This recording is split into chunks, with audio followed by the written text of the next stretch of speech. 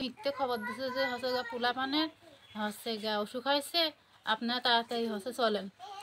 তারপর মুনির আব্বুরা বাজারে গেছে, আমার মা ফোন দিয়েছে 2বার করে, বলেছে তুমি কোনে হচ্ছে রত্নের সাথে কথা বলবো, বলছে আমি দোকানে। তারপরে আসলে আমি আমার আম্মু গেল, আম্মু যাওয়ার পরে আম্মু জিজ্ঞেস করে যে তোমার হচ্ছে কী হয়েছে। আমি বললাম যে আমারও তো কিছু হয় নাই। তারপরে বলার পরে আমার আম্মু জিজ্ঞাসা করলো আমার জামার কাছে যে হচ্ছে গা তোমার ভিতরে কি হয়েছে, কি সমস্যা। বলতেছে যে না কিছু হয়নি আমার। ছেলের নাম কি? ওই গ্রাম পুলিশের সাথে কি হয়েছে কালকে এটা বলেন।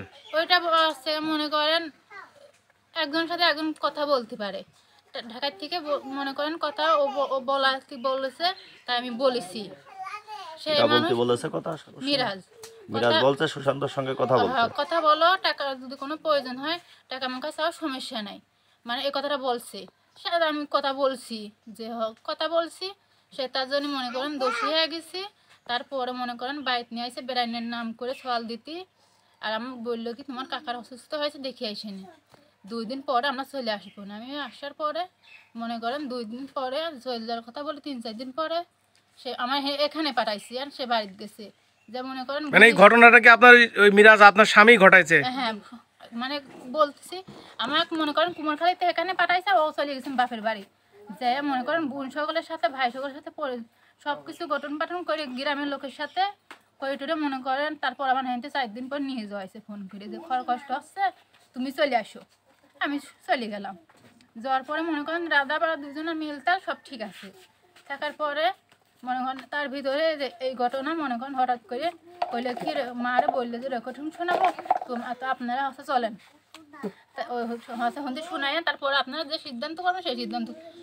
আচ্ছা, আমি অত কথা না, অত বলতে গেলে হবে না, সংক্ষেপে বলেন। সেটা হচ্ছে যে আসলে ওই গ্রাম পুলিশের সাথে আপনার যে অবৈধ সম্পর্কের, আমি আগে শেষ করে নিই, অবৈধ সম্পর্কের কথা উঠে আসছে, আসলে এইটুকু বলেন যে এখানে আসলে সুশান্ত দোষী কি দোষী না?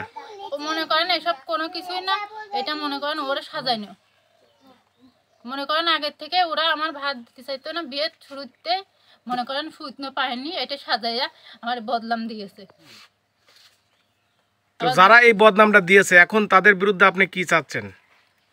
আমি মনে করেন আমার জোর করে মনে করেন মারধর করে মনে করেন ওখানে ঠেসে ধরে মনে করেন আমার হাতে সই টই নোয়াছে। কে সই নিয়েছে? আমার জামাই, এটা ওখানে আরো লোক ছিল, বন্ধু বান্ধব ছিল, নিয়ে টিয়ে সই ধোয়াইছে।